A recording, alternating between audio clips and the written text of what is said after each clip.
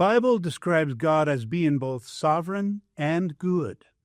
This can be a difficult and sometimes painful pairing of God's attributes, but I believe both to be true. Job describes God as a being who does whatever he pleases. Likewise, the psalmist says, "Our God is in heaven, and he does whatever pleases him." To be sovereign, then, is to do whatever pleases you. You're accountable to no one, limited by no one, explaining yourself to no one, and in God's case, not even answering to the laws of time or physics, let alone being obliged to do what puny humans determine to be good. If we confine God to our definition of good, we risk making God into our image rather than the other way around. God is also good. Peter says we have tasted that the Lord is good, and it must be so. If he were bad or just disinterested, we humans would have little hope or purpose. And choosing to believe that he doesn't exist does not change the fact or explain amazing things like the origin of the universe or butterflies.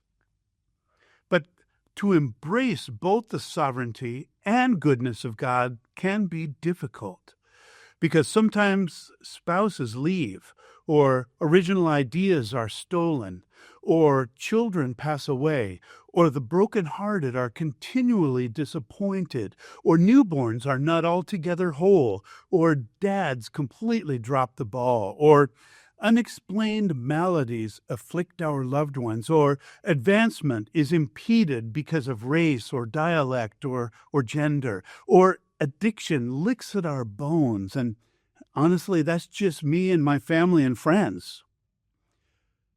I want to gently say that this good God sees you. More than that, God feels you. The psalmist says that he draws close to the brokenhearted and saves those who are crushed in spirit. I know that could sound trite to those of you who have gone through unspeakable suffering.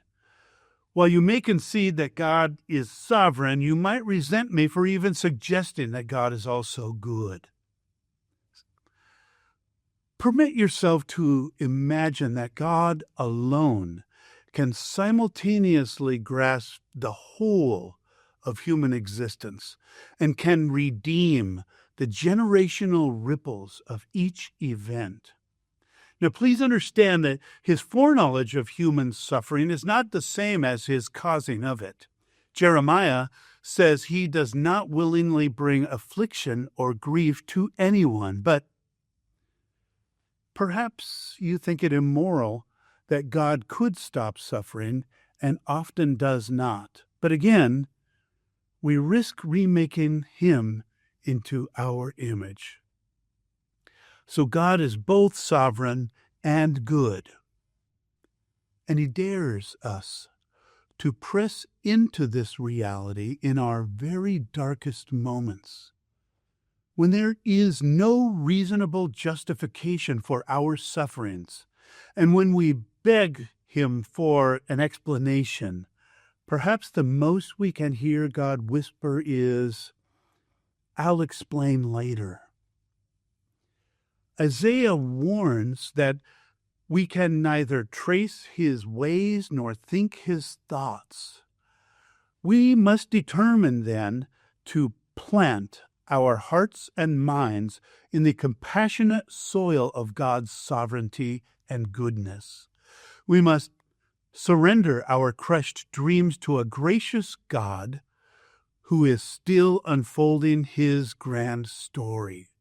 Though we weep and ache and mourn, we must with determined gratitude marvel that God would trust us with suffering. And we call this determined gratitude faith. To, in a sense, climb into this hammock which hangs between God's sovereignty and goodness, even in the midst of suffering, could be the highest expression of faith that a human can ever have.